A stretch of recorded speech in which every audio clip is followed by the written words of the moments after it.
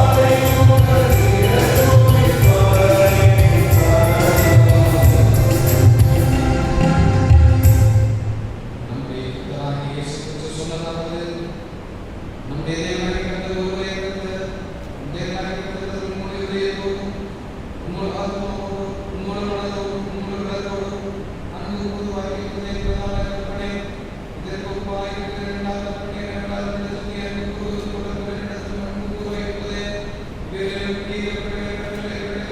பிரமாணமையும் திரு செல்ல இருக்கிறது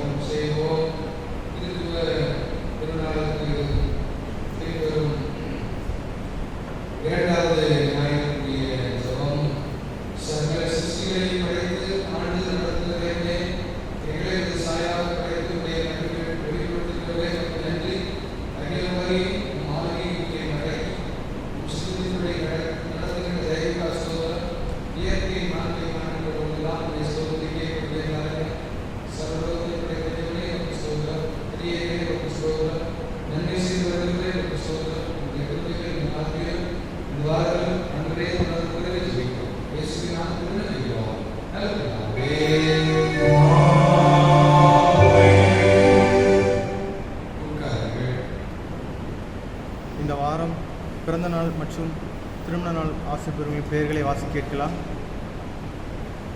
பிறந்தநாள் ஆசிரியர்களின் பெயர்கள் 13ஆம் தேதி இன்று ஜெஸ்லின் டெஃப்னி டாக்டர் ஆஃப் திரு ஜெய்ஸ்லின் ராஜ்குமார். 14ஆம் தேதி திரு ஆர் பிரபு.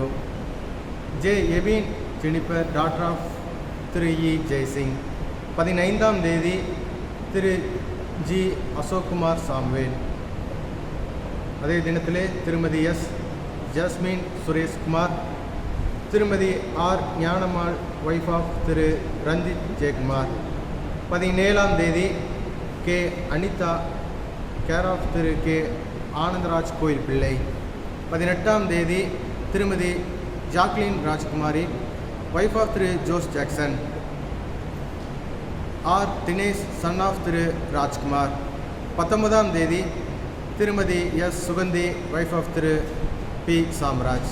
மற்றும் திருமண நாளை ஆசிரியர்கள் பெயர்கள் 15ஆம் தேதி திரு சி அகஸ்டின் மற்றும் திருமதி கிரேஸ் ஜூலியட். 17ஆம் தேதி திரு சரவணன் மற்றும் திருமதி அனுராதா. இந்த வாரம் பிறந்தநாள் மற்றும் திருமண நாள் ஆசிரியர்கள் வாழ்த்து பாடல் பாடப்படும். பின்பு நம்முடைய சேகர தலைவர்கள் ஜெபிப்பார்கள்.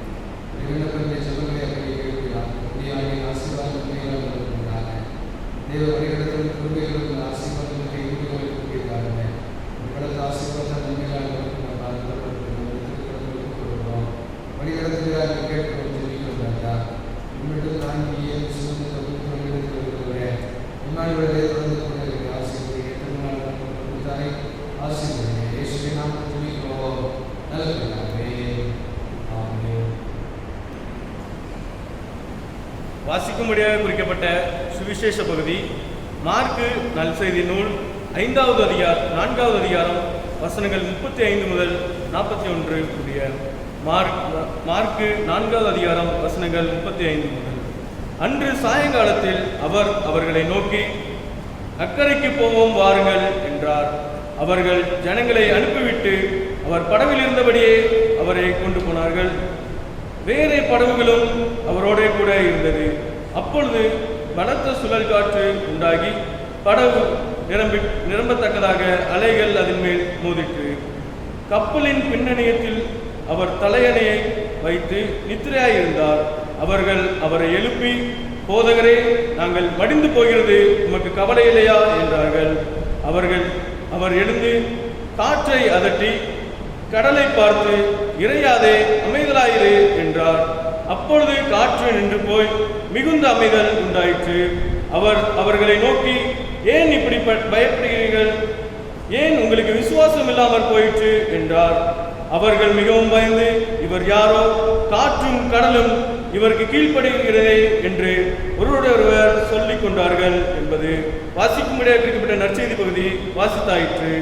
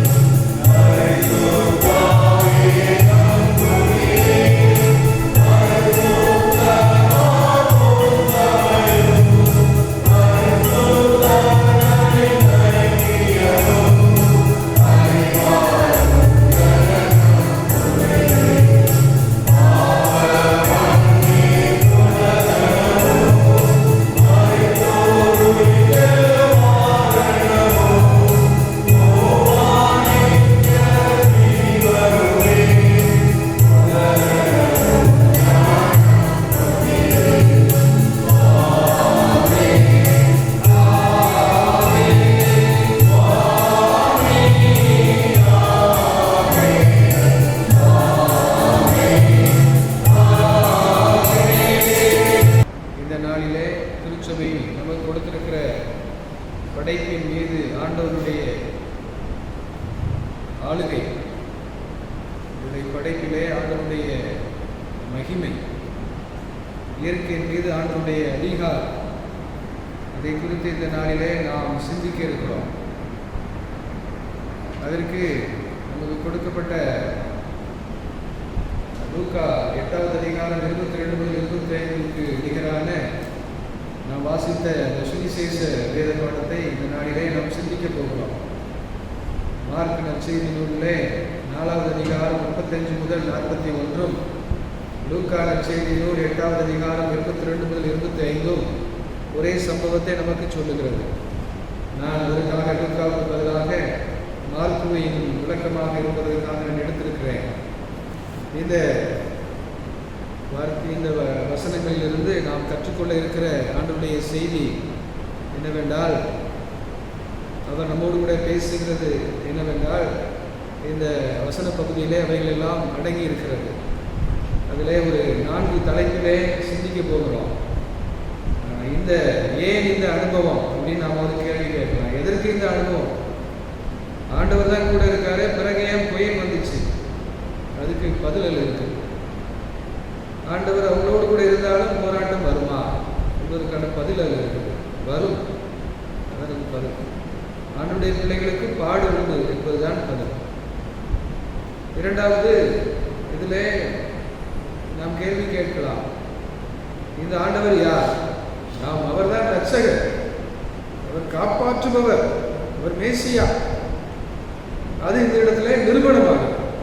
அவர் தான் ரட்சகர், காப்பாற்றுபவர், அவர் மேசியா என்பது இந்த அற்புதத்தின் மூலமாக நிரூபணமாக்கப்பட்டிருக்கிறது. அவர் யார் என இந்த பகுதி காட்டுகிறது. வேதவசனம் ஒவ்வொரு முறையும் இயேசுவை நோக்கி தான் பயணிக்கிறது. ஆதியாகமம் 1 வெளிப்படுத்தல் கடைசி வரைக்கும் எல்லாமே இயேசுவை நோக்கிய வசனங்கள் தான். இந்த பகுதியும் இயேசுவை நோக்கி தான். அதில் ஒவ்வொன்றும் ஒவ்வொன்றை கற்றுக் கொடுக்கிறது. ஏன் இந்த அனுபவம்? அந்த கேள்விக்கான பதில் அதில் இருக்குது. அவர் யார் என இந்த பகுதி காட்டுகிறது. அவர் மேசியா, அவர் ரட்சகர், அவர் காப்பாற்றுபவர். அதோடு இல்லாமல் தனிப்பட்ட ஒவ்வொருவரையும் ரட்சகராகவும் அவர் இருக்கிறார் என்பதையும் இதிலே பார்க்கிறோம். நம்முடைய வாழ்க்கையிலும் இப்படிப்பட்ட சூழ்நிலைகள் வருமா? வரும். திடீரென வாழ்க்கையிலே புயல் பிரச்சனைகள் கிளம்பும். அப்படி இருந்தால் அது எந்த அளவுக்கு இருந்தாலும் நோ மேட்டர். அதுதான் இதற்கான நற்செய்தி. இந்த பகுதிக்கான குட் நியூஸ் அதுதான். இந்த வசன பகுதியில் கற்றுக்கொள்கிற குட் நியூஸ் இதுதான். பிரச்சனை எந்த அளவுக்கு இருந்தாலும் பரவாயில்ல, அது புயல் அளவுக்கு இருந்தாலும் பரவாயில்ல, கடும் புயலாக இருந்தாலும் பரவாயில்ல, அவருக்கு நோ மேட்டர், வெரி ஈஸி. அவரால் அதிலிருந்து நமக்கு விடுதலை கொடுக்க முடியும் என்பதுதான் இதிலே நாம் கற்றுக்கொள்கிறோம். முதலாவது, அமைதியை தேடிய ஒரு பயணம். அமைதியை தேடிய ஒரு பயணம். பாருங்க, 35வது வசனத்தை யாராவது ஒருத்தர் வாசிங்க. அன்று சாயங்காலத்தில் அவர் அவர்களை நோக்கி, அக்கறைக்கு போவோம் வாருங்கள் என்றார். அக்கறைக்கு போவோம் வாருங்கள் என்றார். அமைதியை தேடிய பயணம் என்று சொன்னேன். அதாவது நீங்கள் 4வது அதிகாரம் 1 வசனத்திலிருந்து பார்த்தீங்கன்னா, கலிலேயா பகுதியில் அவர் ஊழியம் செய்கிறார். ஒரு பகுதியில், கடற்கரை பகுதியில் திரளான மக்கள் அங்கே கூட்டமாக வந்துட்டாங்க. இப்போ சாயங்கால நேரம், அவர் சரி போவோம், பணி முடிஞ்சு போவோம் நினைச்சா மறுபடியும் கூட்டம் அவரை நோக்கி கொண்டே இருக்கிறது. அவர் எந்த இடத்துக்கு போவாரோ அவங்க போகலான்னு நினைச்சிட்டு இருக்காங்க, கூடவே போயிடலான்னு. ஆகவே இவர் கூட்டத்தை விலக்கி விட்டு நாம் கொஞ்சம் வெளியே போவோம், கொஞ்சம் நமக்கு ஒரு அமைதி கிடைக்கட்டும், நம்முடைய ஊழியம் கொஞ்சம் நாம் நிறைவு செய்வோம், அக்கறைக்கு போவோம் அப்படின்னு அவங்க நினைச்சாங்க. ஆனால் அங்கே பெரிய கூட்டம் இருந்துச்சு. அந்த கூட்டத்தை தாண்டி அவர் அந்த இடத்துல அவர் ஓய்வாக இருக்க முடியாது, ஏதாவது ஒரு நிம்மதியாக ஒரு இடத்துல உட்கார முடியாது. அதனால் அவர் வேற ஒரு பகுதிக்கு போவோம் அப்படின்னு அவர் சொன்னார். அந்த அவங்க நெருக்கி அவரோட கூட இருந்ததுனால் அந்த காலையிலிருந்து சாயங்காலம் வரைக்கும் அவருக்கு ஒரு சோறு. அவர் ஒரு மனிதர் தான், கூட இருந்தவங்க மனிதர்கள் இருக்காங்க, சீடர்கள், அவங்களுக்கு கஷ்டங்கள் உண்டு. அதனால் அவங்க என்ன செஞ்சுட்டாங்க, உடனே நம்ம வேற இடத்துக்கு போவோம் அப்படின்னு சொன்ன உடனே அவங்க அடுத்த இடத்துக்கு போவதற்காக ஆயத்தப்பட்டாங்க. அது எப்படி போடப்பட்டிருக்கிறதுனா, 36வது வசனத்தில் அவர்கள் ஜனங்களை அனுப்பிவிட்டு அவர் படவில் இருந்தபடியே அவரை கொண்டு போனாங்க. ஜனங்களை அனுப்பிவிட்டாங்க. ஆனா வெளியில இறங்கினா இன்னும் வந்துருவாங்க. அதனால படகுல ஏறி இறங்குறதுக்கு கூட நேரம் இல்லை. அவர் இருந்த படகுல எடுத்துக்கிட்டு அப்படியே போயிட்டாங்க. ஏற்கனவே கூட்டமா இருந்ததுனாலதான் படகுல போய் உட்கார்ந்துருந்தாரு. அது 4வது அதிகாரம் 1வது வசனத்துல போட்டிருக்குது. அதனாலதான் அவர் படகுல ஏறி உட்கார்ந்தாரு. இப்போ அவர் கீழே இறங்குறது கூட டைம் கிடையாது. அதனால அவரை அப்படியே கொண்டு போயிட்டாங்க. அப்படியே அவங்க எல்லாருமே போறாங்க. படவில் இருந்தபடியே அவரை கொண்டு போனாங்க. அவங்களுக்கு தேவையானதை எடுத்து வைக்கணும், கொஞ்சம் ட்ரெஸ் மாத்திக்கலாம், கொஞ்சம் கை கால் அலம்பிக்கலாம், அதெல்லாம் இல்லை. இப்பொழுது நேரமே இல்லை. அதனால கொஞ்சம் போவோம் அப்படின்னு அவங்க அமைதியை தேடிய பயணம். அந்த இடத்துல இன்னும் போட்டிருக்கு, வேறே படவுகளும் அங்கே இருந்தது, வேறே படவுகளும் அங்கே இருந்தது அப்படின்னு நாம பார்க்குறோம். வேறே படவுகளும் அந்த இடத்துல இருந்தாலும் இல்லை அவங்களும் அந்த இடத்துல வருவாங்கன்னு நினைச்சா இவர் வேற இடத்துக்கு போறதை பார்த்து அவங்க போயிட்டாங்க நிறைய பேர். ஆனால் அவருடைய சீடர்களுக்கு அவர் தேவை. ஆகவே கூடவே போனாங்க, கூடவே போனாங்க. அவரோடு கூட கிரியை செஞ்சாங்க, அவரோடு கூட பிரயாசப்பட்டாங்க. அமைதியை தேடிய ஒரு பயணம், ஒரு சமாதானத்தை தேடிய ஒரு பயணம். ஆண்டவருக்காக அவங்க பிரயாசப்பட்டு அந்த படவில் இருந்தபடியே அவங்க எடுத்துட்டு போயிட்டாங்க, கூப்பிட்டு போயிட்டாங்க. கர்த்தருக்காக படுகிற பிரயாசம் விருதாவல்ல அப்படின்னு பைபிள்ல பார்க்கணும். அதனால ஆண்டவருக்காக நீங்க கிரியை செய்ய ஆயத்தமாயிட்டீங்களா? அதுல உறுதிப்பட்டவர்களாய், அதுல அசையாதவர்களாய், கர்த்தருடைய கிரியைகளிலே எப்பொழுதுமே பெருகுவீர்களாக. ஆண்டவருக்காக நீங்க ஒரு காரியம் செய்ய ஆயத்தமாயிட்டீங்களா? ஒரு ஊழியத்தை செய்ய ஆயத்தமாயிட்டீங்களா? ஒரு பணியை செய்ய ஆயத்தமாயிட்டீங்களா? வசனம் சொல்லுது உங்களுக்கு ஆதரவா. அந்த பிரயாசம் வீணா போகாது. உறுதிப்பட்டவர்களாய், அசையாதவர்களாய், கர்த்தருடைய கிரியைகளிலே எப்பொழுதும் பெருகுவீர்களாக. ரெஸ்ட் எடுக்க இவங்களுக்கு நேரம் இல்லை. ஆண்டவருக்கு எல்லாரும் கொஞ்சம் வெளியே போகணும்னு சொல்லும் பொழுது அவங்க கை கால் அலம்ப நேரம் இல்லை, ட்ரெஸ் மாற்ற நேரம் இல்லை, கொஞ்ச நேரம் ஃபேமிலிகிட்ட பேச நேரம் இல்லை. உடனே ஆண்டவரோடு கூட போயிட்டாங்க. கிரியைகளை அவங்க விசுவாசத்தை காண்பித்தாங்க. கிரியை ஏனென்றால் ஆண்டவர் அடிக்கடி சொல்லியிருக்கிறாரு, கிரியை செய்யக்கூடாத ஒரு வாக்காலம் வந்திருக்கிறது இல்லையா? இன்னைக்கு அநேகர் ஆண்டவருடைய ஆலயத்துக்கு போக முடியலையே என்று அவங்க நிறைய பேர் கவலைப்படுறாங்க. ஆனால் நமக்கு கிடைக்கிற சமயத்திலெல்லாம் அவனுடைய ஆலயத்துக்கு போகிறவர்களாக நாம் நம்மை வைத்துக் கொள்ள வேண்டும். கிரியை செய்யக்கூடாத ஒரு வாக்காலம் வருகிறது என்று அடிக்கடி சொல்லிக்கொண்டே இருந்தார். அதனால தான் பவுலும் சொல்றாரு, சமயம் வாய்க்காவிட்டாலும் சுவிசேஷத்தை பிரசங்கம் பண்ணுன்னு அவர் சொல்லியிருக்கிறார். ஆண்டவருக்காக அவர் கிரியை செய்கிறாங்க. அமைதியை தேடிய பயணம். கொஞ்சம் நிம்மதியாக போகலாம் என்று தொடங்கிய பயணத்தில் என்ன நடந்தது என்பதை நாம் தொடர்ந்து பார்க்க போகிறோம். இல்லை ஆண்டவரோடு கூட அவங்க தொடர்ந்து அப்படியே பின்பற்றி போனாங்க. அதற்காக சகாயம் கிடைக்கும் காலத்தில் பக்தி உள்ளவன் எவனும் உண்மை நோக்கி விண்ணப்பம் பண்ணுவான். ஆண்டவருடைய அந்த பணி, ஆண்டவரோடு கூட இருப்பது இருக்கிறதே முக்கியமான அமைதியை தேடிய பயணம். அந்த பயணத்தில் நடந்ததுன்னா நமக்கு தெரியும். இதில் 37-38 வசனத்தில் போடப்பட்டிருக்கிறது, அப்பொழுது பலத்த சுழல் காற்று உண்டாகி படவு நிரம்பத்தக்கதாக அலைகள் அதன் மேல் மோதிற்று அப்படின்னு பார்க்க. ஆமா, அமைதியா போயிட்டு இருக்கிற வாழ்க்கையில இப்படி குழப்பம் வருமா? உலகம் அது பாட்டுக்கு போயிட்டு இருந்துச்சு. திடீர்னு பார்த்தா 2 வருடமா நாம பெரிய பாடுகளுக்குள்ளா இருக்கிறோம். புயல் இருக்கிறோம், கடுமையான சூழ்நிலை. பயணத்துல, வாழ்க்கை பயணத்திலே புயல். அந்த இயேசுவும் அவருடைய சீடர்களும் போன பயணத்தில் ஒரு புயல். அது 2வதாக பார்க்கிறோம். இந்த புயல் பலத்த சுழல் காற்று, மேகம் சுழற்றி சுழற்றி அடித்தது. ஃபியூரியஸ் ஸ்கொயர் என்று பார்க்கிறோம். அலைகள் மோதின, நிறைய பெருந்துளிகளாய், பெரிய பெரிய தண்ணீர் துளிகளாய் விழுந்தது. அந்த படவு நிரம்பத்தக்கதாக தண்ணீர் உள்ளே வந்ததை பார்க்கிறோம். ஹரிக்கேன் புயல் என்று அமெரிக்காவிலே சொல்லுவார்கள். அந்த புயலுக்கு ஹரிக்கேன் என்று அவர்கள் பெயர் வைத்திருக்கிறார்கள். ஏனென்றால் அந்த புயல் கடுமையை அடிக்கிற பொழுது ஹரிக்கேன் விளக்கு எடுத்துக்கிட்டு அங்கங்கே என்னென்ன நடக்கிறதுன்னு பார்ப்பாங்களே, அது மட்டும்தான் வெளிச்சம், வேறு எந்த வெளிச்சமும் இருக்காது. அதற்குத்தான் அந்த அளவுக்கு எல்லா வெளிச்சமும் நின்று போகும். ஹரிக்கேன் விளக்கை வச்சுக்கிட்டு தான் போக முடியும். ஹரிக்கேன் என்பதாக புயலுக்கு ஆங்கிலத்திலே ஒரு பெயர் உண்டு. அந்த அளவுக்கு ஒரு ஹரிக்கேன் புயல் அங்கே வந்து விட்டது. ஆனால் ஆண்டவரோ அந்த புயல் நேரத்தில் அமைதியா தூங்கிக்கிட்டு இருந்தாருன்னு பார்க்கிறோம். ஆமா, அந்த அமைதியான பயணத்துல புயல் வந்தது. வாழ்க்கையில புயல் வரும். போராட்டம் வரும். அந்த நேரத்தில் எப்படி இருக்கணுங்கிறத இயேசு கற்றுக் கொடுக்கிறார். நம்முடைய வாழ்க்கையில் இப்படித்தான். ஓய்வு எடுக்க நினைப்போம், கொஞ்ச நேரம் நிம்மதியாக இருக்க நினைப்போம், அப்போ தான் ஏதாவது பிரச்சனை வரும். இந்த நேரத்தில் நாம் எப்படி இருக்கிறோம்? இயேசு அந்த இடத்துல அமைதியாக இருந்தார். அவர் பாட்டுக்கு நிம்மதியாக தூங்கிட்டு இருந்தார்னு பார்க்குறோம். ஏன் அப்படி? தேவனால் பிறப்பதெல்லாம் உலகத்தை ஜெயிக்கும். அவருக்கு தெரியும். அவருக்கு தெரியும் இந்த சூழ்நிலைகள் எல்லாம். அவைகள் மத்தியிலும் நாம் அமைதியாக இருப்பதற்கு கற்றுக் கொடுக்கிறார். பயப்பட வேண்டாம், கலங்க வேண்டாம் அப்படின்னு அவர் அமைதியாக இருக்கிறதில்ல, தூக்கத்தின் மூலமாக கற்றுக் கொடுக்கிறார். அவங்கெல்லாம் அலர்ந்தாங்க, ஐயரே நாங்கள் மடிந்து போகிறோமே உமக்கு கவலை இல்லையா? ஐயரே நாங்கள் மடிந்து போகிறோமே உமக்கு கவலை இல்லையா? ஆண்டவரை எழுப்புறாங்க. ஆண்டவர் நொறுங்குண்ட இருதயம் உள்ளவர்களுக்கு கர்த்தர் சமீபமாக இருக்கிறார். சங்கீதக்காரன் எழுதி வைத்திருக்கிறார். நொறுங்குண்ட இருதயம் உள்ளவர்களுக்கு கர்த்தர் சமீபமாக இருக்கிறார். ஆமாம், அவங்க பக்கத்திலே தான் அவர் இருக்கிறார். அமைதியான வாழ்க்கை பயணத்தில் புயல் வரும், ஆண்டவர் கூட தான் இருக்கிறாரு. கர்த்தர் சமீபமாக இருக்கிறாரு. இந்த புயலின் நேரத்தில் உங்களை கைவிட மாட்டாரு. கர்த்தர் உருக்கமும் இரக்கமும் நீடிய சாந்தமும் மிகுந்த கிருபையும் உள்ளவர். கவலைப்பட வேண்டாம், அவர் வந்து உங்களுக்கு அற்புதம் செய்வார்.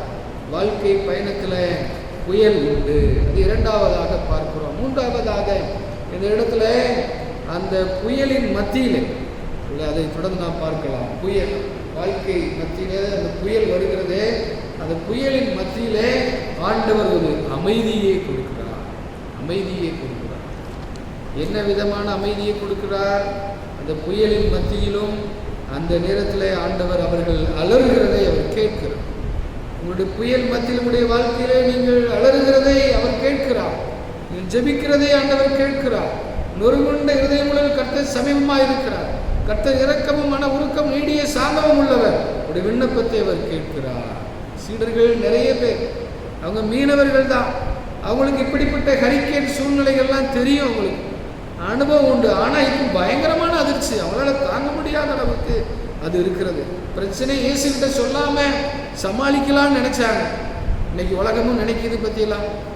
உலகமும் அப்படி தான் நினச்சிக்கிட்டு இருக்கு. ஆண்டவரெல்லாம் வேண்டாம், வழிபாட்டு தலங்கள்லாம் அடைச்சிருங்க, அதெல்லாம் போய் ஆண்டவரோடு கூட வழிபட்டு அவரிடத்துல கேட்க வேண்டாம். நாமளே முயற்சி பண்ணுவோன்னே உலகம் முயற்சி பண்ணி கொண்டிருக்கிறது.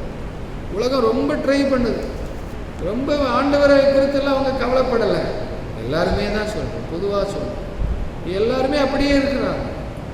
ஆண்டவர் அங்கே ஆண்டவர்கிட்ட போய் அவங்க சொல்லலை. சீடர்கள் ஆண்டவர்கிட்ட போய் சொல்லலை, அவர்கிட்ட போய் பேசலை, அவர்கிட்ட போய் தனியாக போய் அவங்ககிட்ட போய் சொல்லலை. நம்மால் முடியும்னு நினச்சாங்க.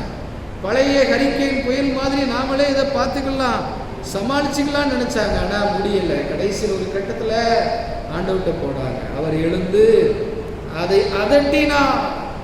இயற்கையின் மீது அவருடைய வல்லமை, இயற்கையின் மகிமை, அதன் மீதும் அவருடைய வல்லமை இருக்கிறது. அமர்ந்தது, அலைகளும் அமர்ந்தது என்பதை பார்க்கிறோம். ஒரு பெரிய ஒரு சமாதானம் கிடைத்தது. அகில உலகமும் இயற்கையும் படைப்பும் எல்லாமே அவருடைய கட்டுப்பாட்டில் இருக்கிறது. அதுதான் இதை பார்க்கிறோம். கடலும் புயலும் எல்லாமே அவருடைய கட்டுப்பாட்டில் இருக்கிறது. ஆக வாழ்க்கை புயலில் நாம் கவலைப்பட வேண்டும். இந்த கொரோனா சூழ்நிலையில் எல்லாமே அவருடைய கட்டுப்பாட்டில் தான் இருக்கிறது. மனிதர்கள் சொல்லுவார், நீ வீட்டில் இருந்து கொண்டே எல்லாவற்றையும் செய்து கொள். ஒருவேளை ஓகே, அவனுடைய கட்டளைகள் அப்படி. அதனால் ஆண்டவர் இந்த இடத்துல அவரை போய் எழுப்பின பிறகு அவர் அதட்டுகிறார். எல்லாமே அவருடைய கட்டுப்பாட்டில் இருப்பதை சீடர்கள் பிறகுதான் உணர்ந்தாங்க. மனுஷங்க பிறகு உணர்வாங்க. இன்னைக்கு எல்லாமே நம்ம கட்டுப்பாட்டில் இருக்குன்னு நினைக்கிறாங்க. எல்லாமே கடவுளுடைய கட்டுப்பாட்டில் இருக்கிறது என்பதை பிறகு உணர்வாங்க.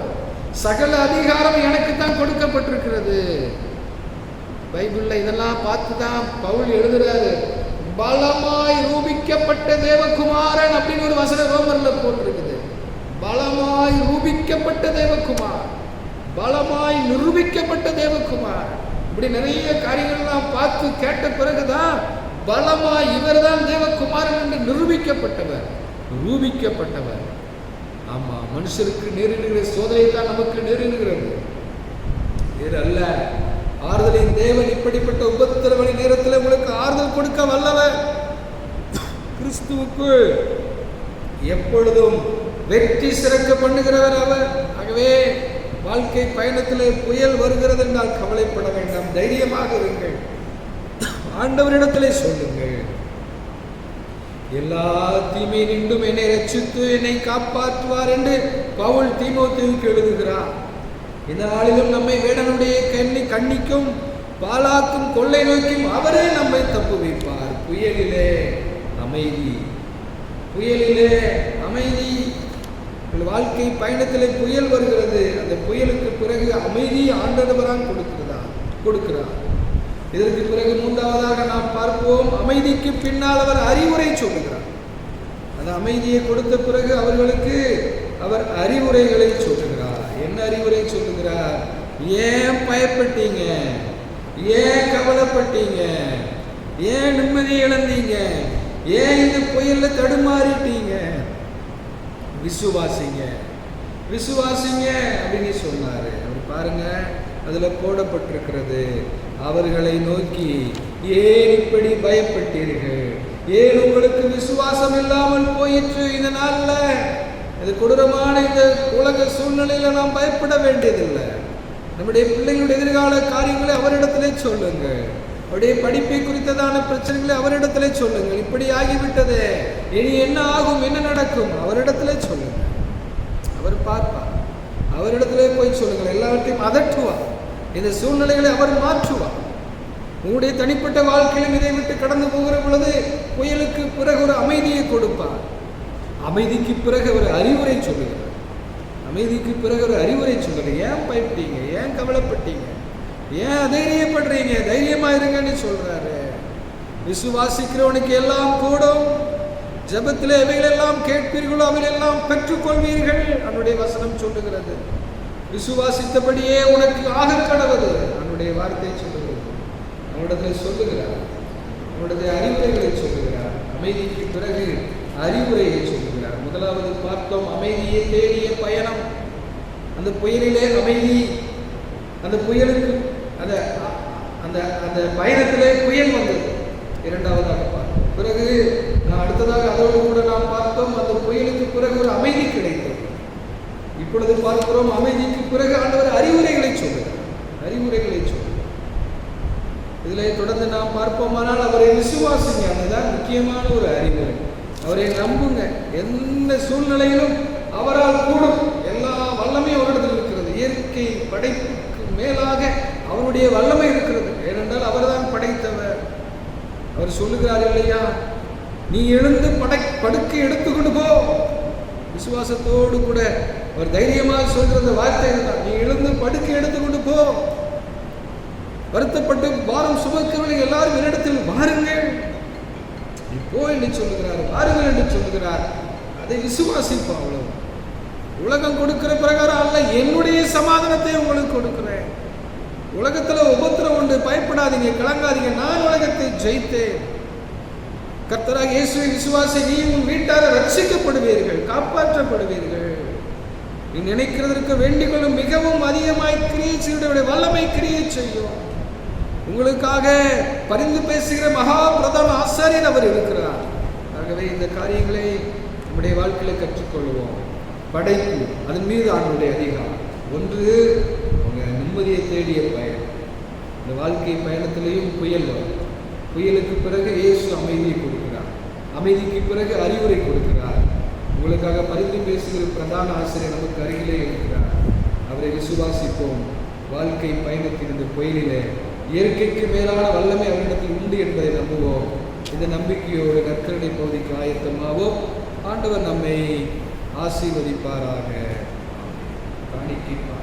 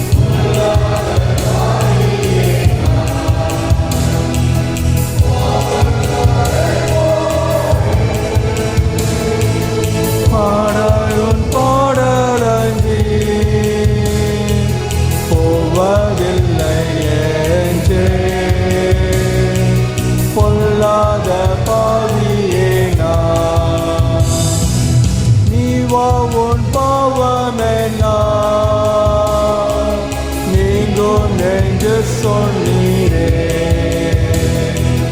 தேவா உன் வாக்கை நம்பி சீகடனிசனும் நான்.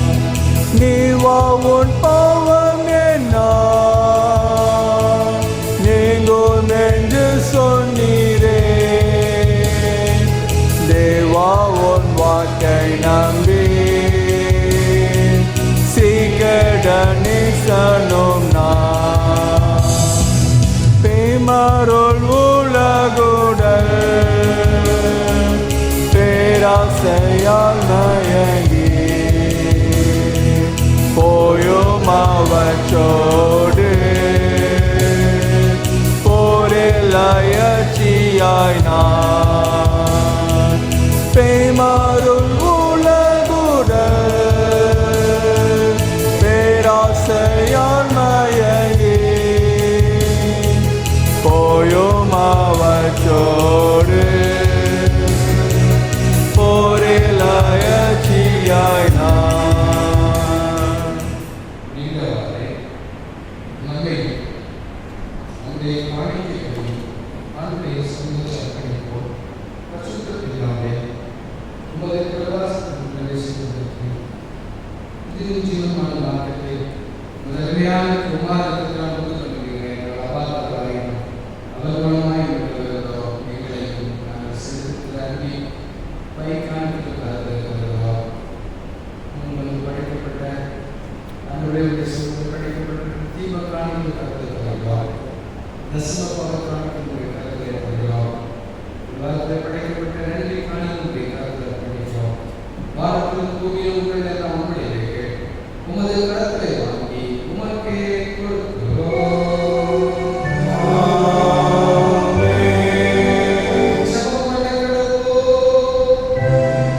பிரதான குருநாதா பிரசன்ன மருள் மேலே பிரிய சிட நடுவேலே பிரசன்ன மாணவரே பிதாவோடும் ஆவியோடும் பிணைந்தோரே தேவனா பிசகாரே அரசாளும் பெருந்தகையே அப்பமதை கையிலே வெளிப்படுத்தும்.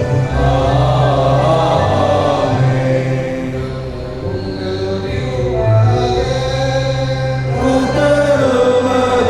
உத்தரவதாவியோடும் இருப்பாராக.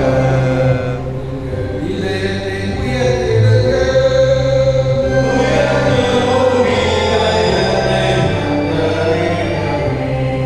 ஸ்தோத்திரம் செலுத்துவோம் தேவனுக்கே.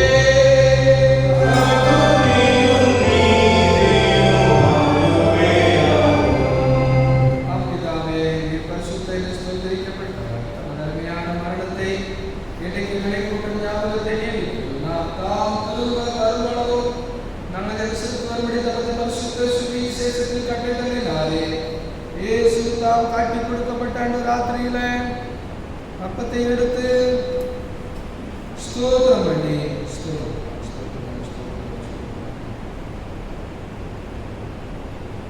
அதை பிட்டு சீசர்களுக்கு கொடுத்து நீங்கள் வாங்கி புசியுங்கள். இது உங்களுக்காக கொடுக்கப்படுகிற என்னுடைய சரீரம். என்னை நினைவுகூரும்படி இதை செய்யுங்கள் என்றார். அப்படியே போஜனம் பண்ணின பின்பு அவர் பாத்திரத்தை எடுத்து ஸ்தோத்திரம் பண்ணி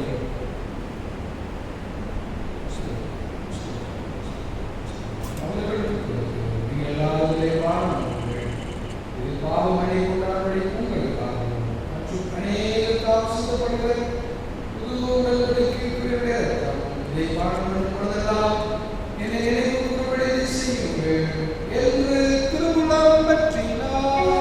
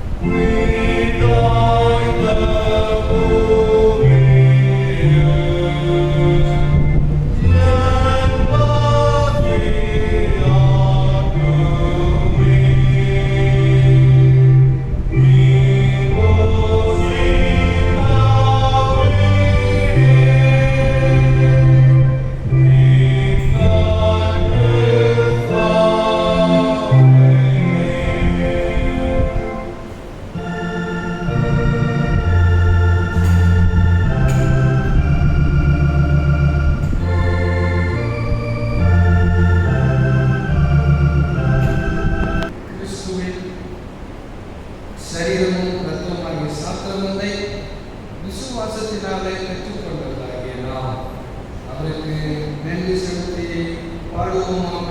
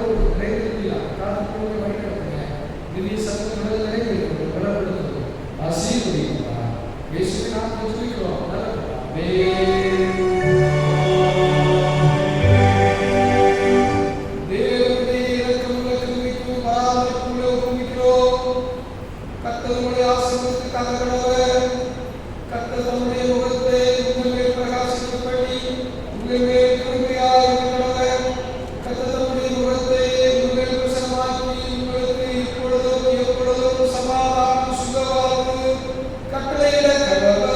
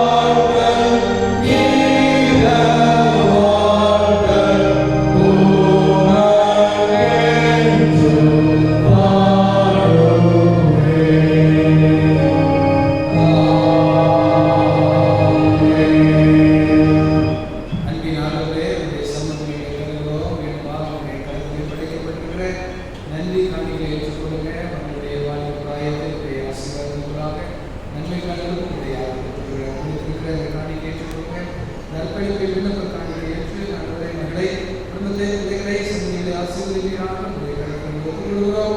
யாரையும் ஆசீர்வதியை கேட்கிறோம், ஜெபிக்கிறோம். இயேசு ராஜா நாம் விண்ணப்பிக்கிறோம். நல்ல பிதாவே, ஆமென். கர்த்தர் இருப்பாராக. ஆமென். இருப்பாராக. சமாதானத்தோடு போகிறோம். கர்த்தருடைய நாமத்தினாலே ஆமென்.